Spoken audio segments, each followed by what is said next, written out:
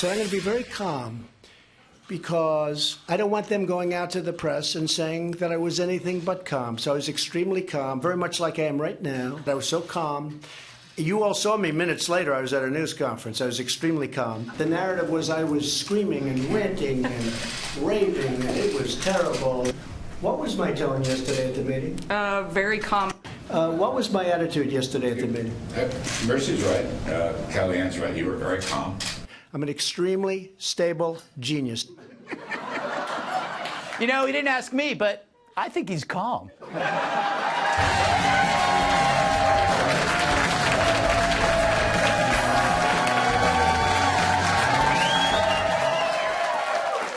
You know, it's summer when those old cranky pieces of junk you see on the road start overheating and breaking down. You didn't think you were completely going to get away with it without a Trump moment, did you? If the big gamble is to go all the way to November 2020, which I agree, and lose, it's the end of democracy. Ah, yes, another batch of broken stars suffering from morbid stupidity. As the real movie roles dry up, they fill the gaps with cartoons and remakes as these Beverly Hills basket cases all voice outrage against the orange monster. It's insane what Trump's done to Hollywood. He's scrambled more brains than a bucket of bad acid.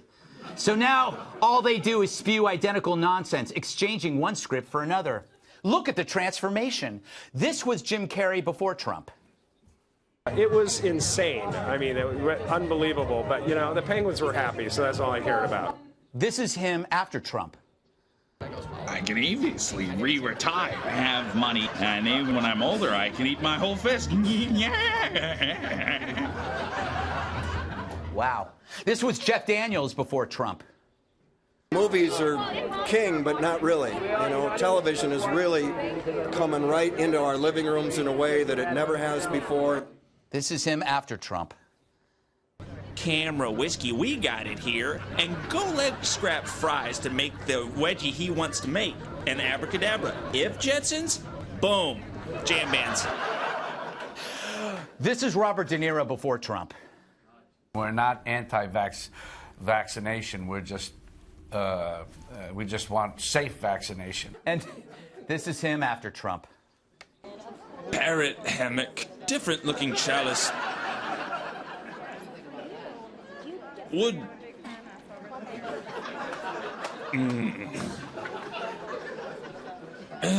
Then I'm fighting in the Navy. This is Rosie before Trump. Niet, sir!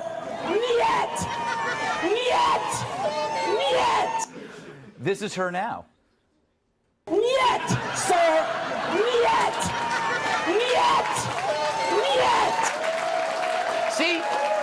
At least she's consistent. Actually, they've always felt this way. Not about Trump per se, but about you. Trump, after all, is just a symbol for the rest of America, that vast wasteland in between the rehabs of Malibu and the restaurants of New York. They hate you. They hate me. They hate everything that doesn't buy the crap they're selling, which is themselves.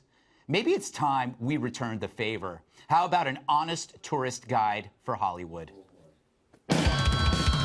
Can't decide where to go on your next vacation? How about Hollywood? The land where shallow people who hate their parents seek validation from perverted producers. Where vacuous attention seekers can maintain careers and drug habits while never producing anything good. Want proof? Go see a movie. They suck. Hollywood, where you can sit in a car for hours on a 1-mile stretch of road, inhaling nothing but exhaust fumes as your soul withers away to a tiny nub. Where you can stroll down the historic Walk of Fame while dodging hustlers, junkies, and vagrants who'd stab you in the eye for a quarter. Get accosted by Harvey Weinstein.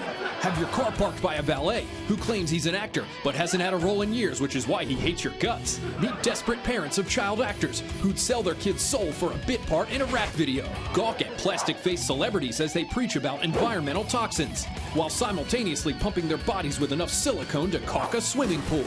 Tour sprawling rehabs that serve as overpriced breaks from self-loathing as sitcom actors descend that steady staircase into hell. And of course, see timeless stories of romance, pairing older men with younger actresses who could be their daughters, as older actresses are abandoned in nearby canyons. Hollywood, it's for losers, meaning it's not for you. Nice. Ooh. All right.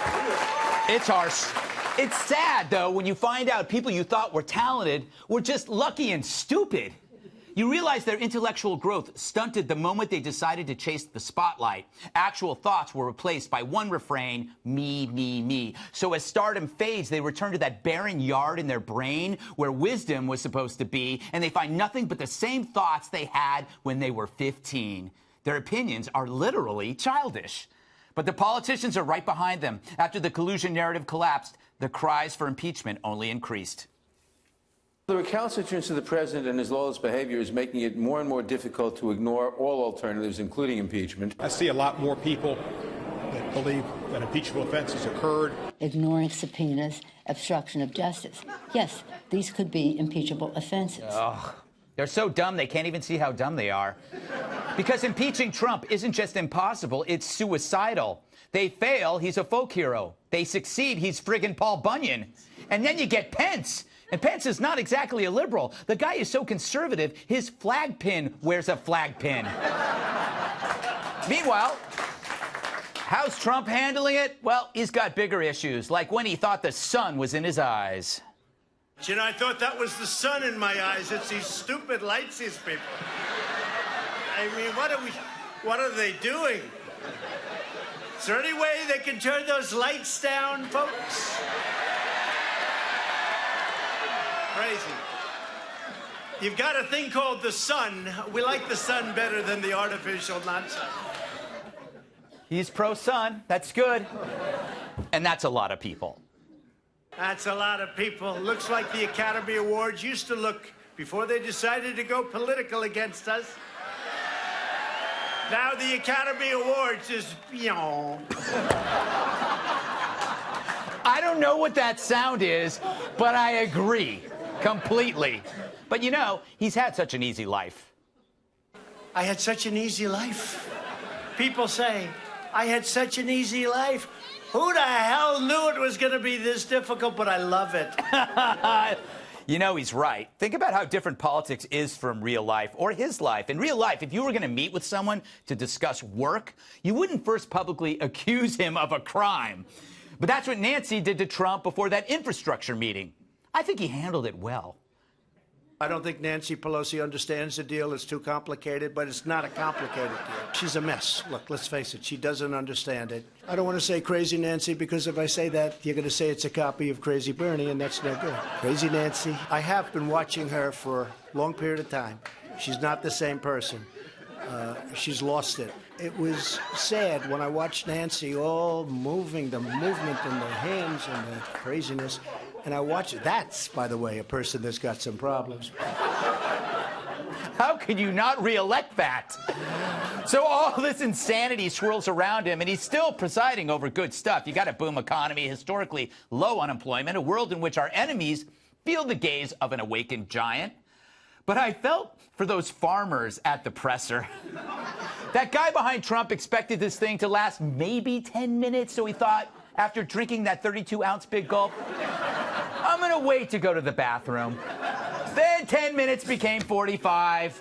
A Trump presser is like a plane on a tarmac. You could be there for days. Meanwhile, all the Dems can do is investigate, litigate, hyperventilate.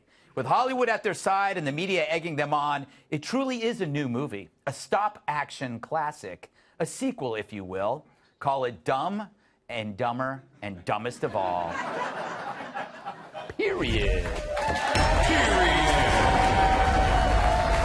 Let's welcome tonight's guest. If you're feeling sick, he'll do the trick. Host of the radio show Dr. Drew, Midday Live, Dr. Drew Pinsky. He's smart, charming, and completely disarming. Author of Up in the Air and columnist at Harper's Magazine, Walter Kerr. She's got 99 problems, and she'll tell you every one. Host of Sincerely Cat, coming soon to Fox Nation. And when he's tired, he rests his head on Canada. True. Former WWE superstar and host of the new show, Nuff Said, coming soon to Fox Nation as well, Tyrus. Everybody's got a new show. All right, Dr. Drew. So much. Greg, before we start. Yes. When he said extremely stable, Yes. did you say genius? Yes. I just thought of you. I just thought Greg, extremely stable genius. How can you not enjoy this? This world is in such a good place that we can entertain this kind of public roasting. The only reason we can enjoy this is because nothing bad is going on. It's uncanny, right? Yeah. I mean, things are going well. We're having this horrible rhetorical thing. Walter, you look great, by the way. I missed you. That's the reason I came. Yeah. What are your thoughts? In general or about this business? Yes. Well, impeachment. I hear that word and I think of that Charlie Brown Halloween special, The Great Pumpkin, where all the kids go out in the pumpkin patch and they wait because Lucy's told them the Great Pumpkin's going to appear. That is every liberal in America right now. Yeah. Out in the pumpkin patch, being rained on, catching cold, waiting for the great impeachment pumpkin to rise above the horizon. It's never coming. And I feel sorry. I know a few of them, and they're having a difficult time. You work with them. I work with them. I've been out working in Hollywood, and I can tell you, it's much worse than you think. People who hate Trump a lot can't even hang out with people who just hate Trump. Yes. You have to be in the same bandwidth in your hatred of Trump. Right, exactly. And then you have to hate the kids, and you have to give reasons for hating the kids. I mean, it's conversation. Then you have to hate all the Fox News anchors, too. You have to hate Greg. Category. You have to hate me for being on Greg's show. It is like it's this. It's hatred by connection. You do this show. Right. Then they'll have to talk to you and tell you not to do this show. How can you do Fox? And it keeps moving and moving. And also, it's not about like not liking Trump or what. You have to be part of the resistance, or you're the enemy. Anything short of loathing Trump is considered collaborating. Yes, exactly. Or normalizing. That's the word there. Yeah, normalizing. Kat, do you care to normalize anything? No, I mean, not really. No, okay. Actually, I'd like to normalize maybe on a first date asking them whether they'd consider being buried next to you or not. That one hasn't. That was just something I was thinking about in the shower the other day. You don't waste any time. You don't waste any time, do you? Maybe sit one out. Well, if you don't want to get buried next to me, why are we even here? You know, it's a huge commitment, Kat. But commitment should matter. I think I'm a catch. All right. Did you want me to talk about Trump? Yeah, right. It should be Trump. Yeah, talk about Trump. Yeah, they're overreacting. People are overreacting.